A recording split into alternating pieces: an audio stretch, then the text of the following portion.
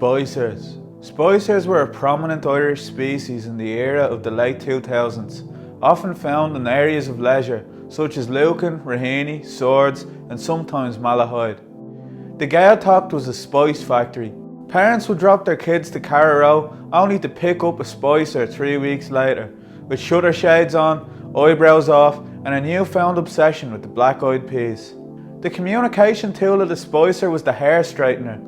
They say the smell of burnt spicer hair is enough to invoke traumatic brain injuries in anyone who remembers how it felt to storm out of your parents' house in your curry-stained white Adidas Originals jumper because they said they didn't want you to set up a Bebo profile.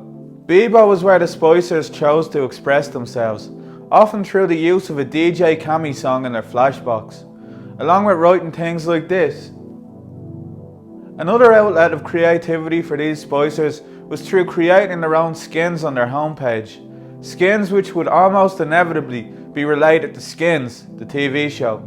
The glamorization of skins almost always led to the next logical step of the spicer evolution: ketamine.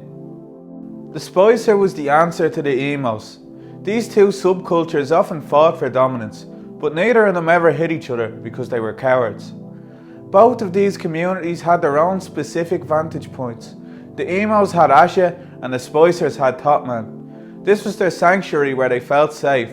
They'd hang out here until they had to leave because they weren't buying anything other than a future of regret when taking a shit in their office cubicle 15 years later.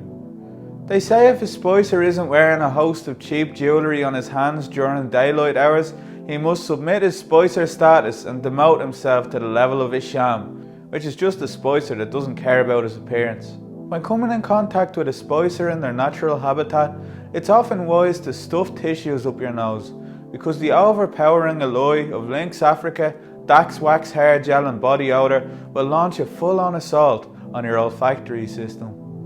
The spicers were a neutral force. They were too focused on their image to do any real damage to the earth or its inhabitants.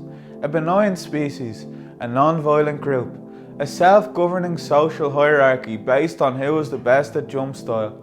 Anyone who doesn't know what jump style is, it was basically a reappropriated version of Riverdance, if Riverdance was sped up and the dancers were on yokes, had mullets and couldn't dance.